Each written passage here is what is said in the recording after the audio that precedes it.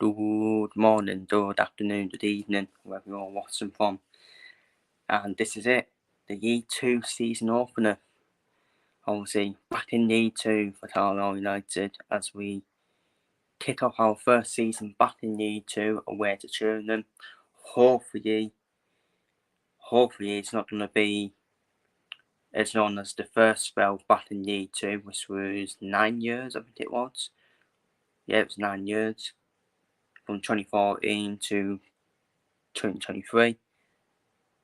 Hopefully it won't be the same again, but we do kick off our season away to Gillingham. I am doing this a week early. I am doing this before Carlisle's final pre-season day, then Stockport at home, so the lineup again may change, but I'll explain why I'm doing it a week early, because I am on a short holiday from today, which is Saturday, to Tuesday or Wednesday, and I'm just on a day out there just in case I don't have time to do the preview as well. But yeah, interesting done this season. Interesting done to the season opener. Both of these teams probably have high ambitions of getting promotion to League One, especially Gillingham as well. Gillingham definitely got if you look at their squad on paper, which we'll go through in a minute, they should we be up there, at the top end of the table, as should we as well. And I've explained why we should be up there, obviously with the Piotek family saying we've got top end budget, so there's no excuses. The Piotek family will want to, at least the minimum, be a stable League One club, like we used to be, before the previous owners came in. But we are with Gillingham. Gillingham do have Mark Bonner as their manager for this season, and we don't have a good record away to Mark Bonner sides. We do tend to use most of the games away from home, away to Mark Bonner sides, especially last season as well. We lost to Cambridge 1-0, which was one of Mark Bonner's last games as Cambridge manager. Good manager. I think he's only 38, isn't he? He's only 38 years old as well. And he would have been someone I was after when I was done on my absolute rampage about Paul Simpson, which is justified for me.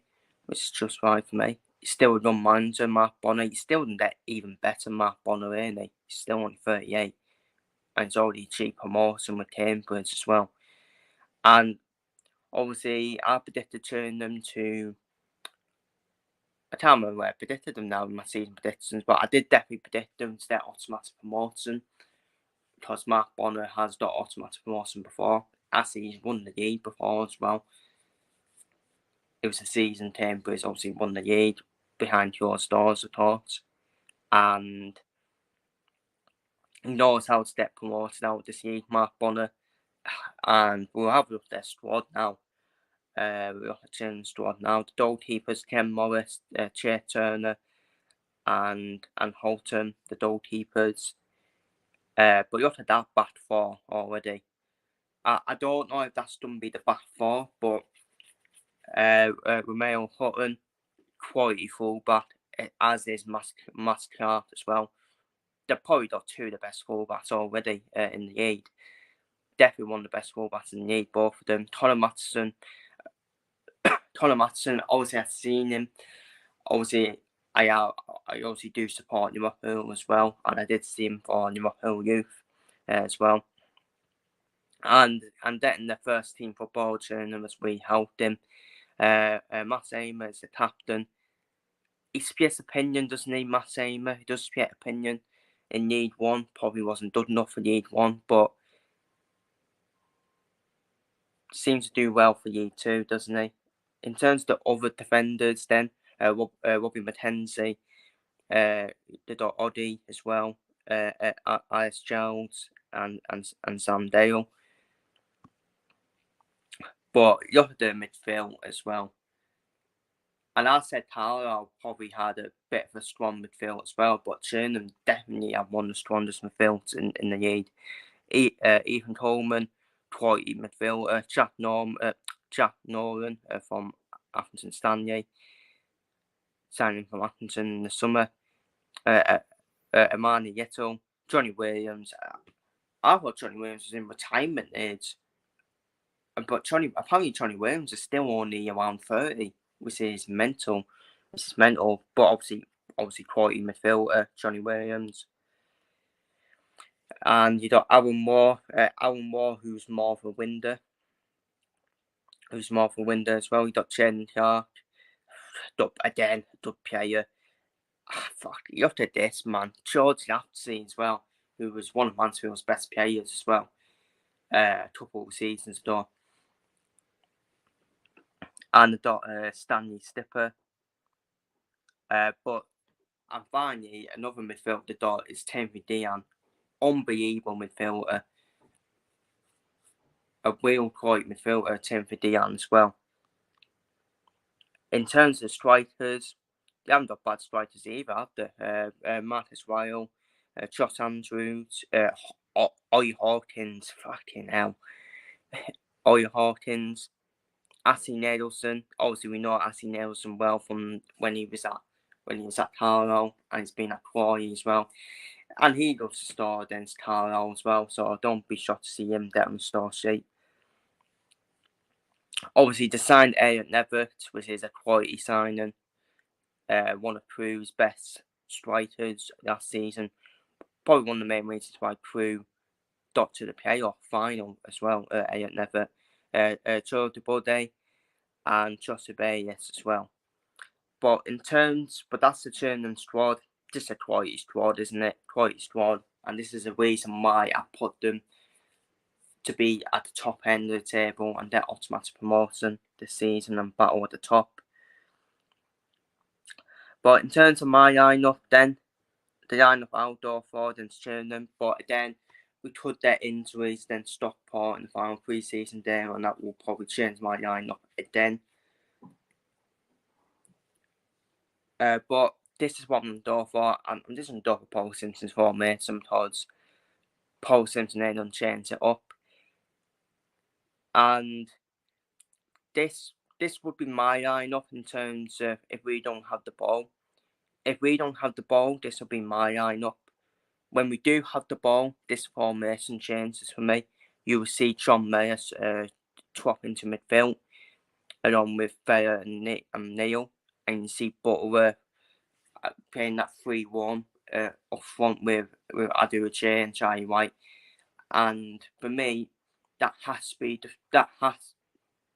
Butler, White, and Aduache. They all need to start for me. They all need to start. If we're going to have a chance against Gillingham, you've got to play with pace in the team. Because it's not done by Paul Simpson's style of hoop ball. And I've seen some Carlisle fans defending Paul Simpson saying, well, if we win the league by playing that, we wouldn't care, would we? Yeah, we wouldn't. We wouldn't care. But he's going to get found out. He got found out in League One, Paul Simpson. And 22-23 was his first full season back in charge at Carlisle, and obviously he got promoted. And I'm sorry, Paul Simpson is too predictable. It's too predictable, so I don't think it's going to be hard for any team to figure out how we play. So we need to rely on performing well and performing at a high standard as well.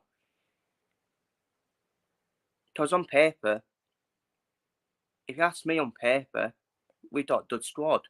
I think we have got a good squad. We certainly got a squad that should be up there for me.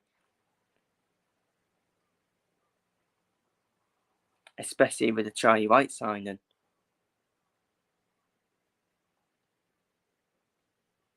Especially with the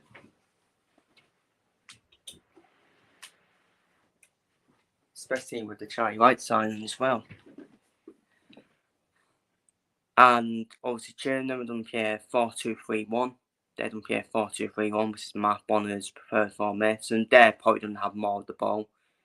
Gillingham, they're probably going to be the more front-footed team, causing us problems. And No, I'm not doubting us. Of course I'm not. I'm not doubting us. I think we're definitely capable. We're definitely capable of getting the result. But what would be a good result? A good result would be a draw.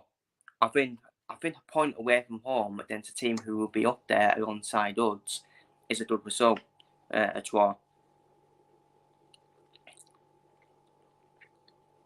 A win for either side is a perfect start for either side, in my opinion. And I feel Carlisle will probably need to win more. Well, Paul Simpson needs to win more because I think we do have a tough start to the season. We do have a tough start to the season, and we do need to get a respectable amount of points for Paul Simpson if Paul Simpson isn't stay on as manager. So that would be my enough against Gillingham. Can definitely cause food problems for Gillingham, especially with Charlie White. I think Carlisle got the best striker, definitely, out of the two teams. But for me, I just feel Gillingham got more of the options for me. Got more of the options. And Luke Armstrong, is Luke Armstrong and Georgie Kay both going to be happy with Adu Che, who's came in on loan from Bournemouth, starting ahead of them? That's another good question, isn't it?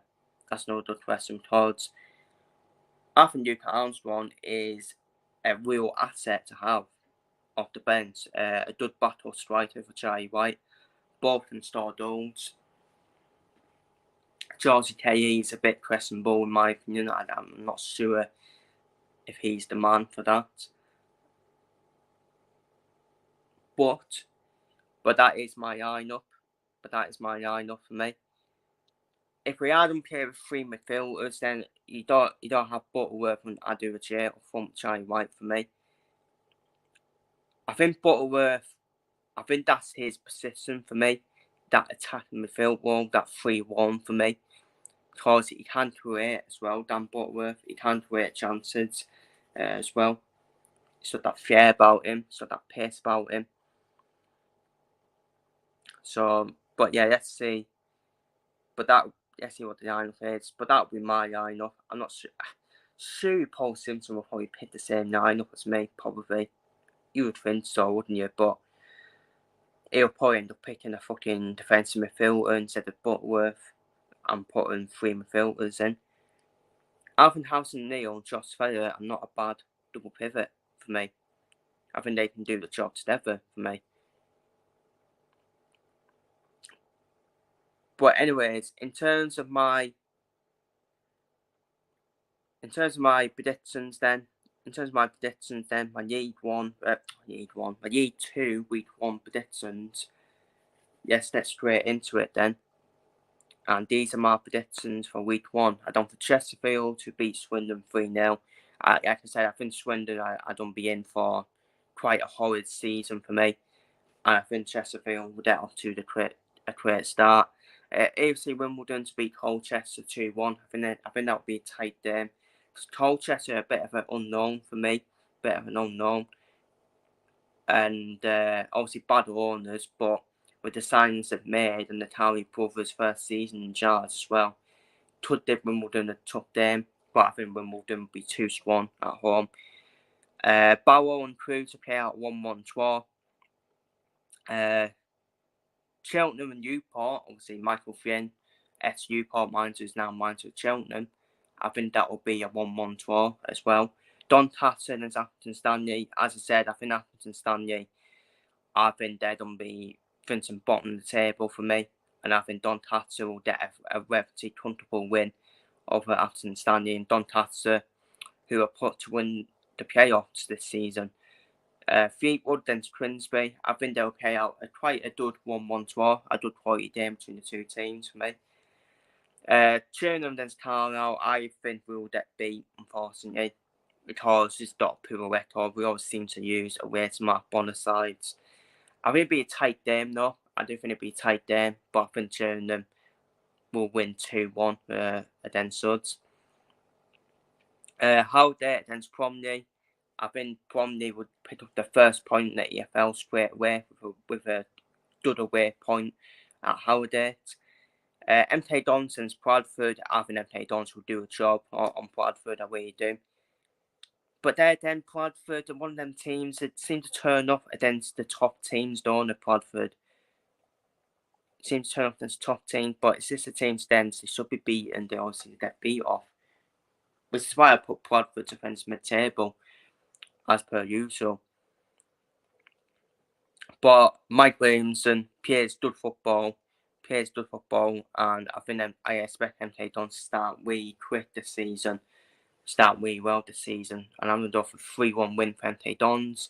Salford against Port Vale, similar to Bradford, Salford this team to turn up and get results against the top teams, and it seems to be more up for the bid game Salford against the top teams. So I'm going to go for a 2-2 draw for Salford against Down Moors Port Vale in an entertaining 2-2 draw. Tranmere against Notts County. I think that'll be a good game.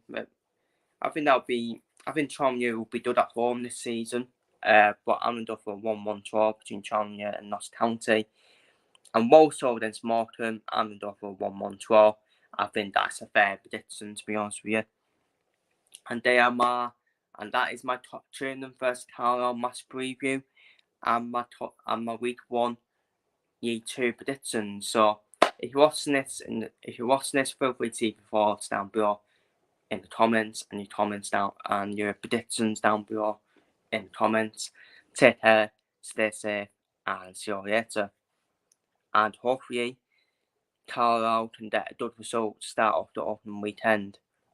Either a win or a draw. Just don't use. Take care, stay safe, see you later, and come on Carlisle.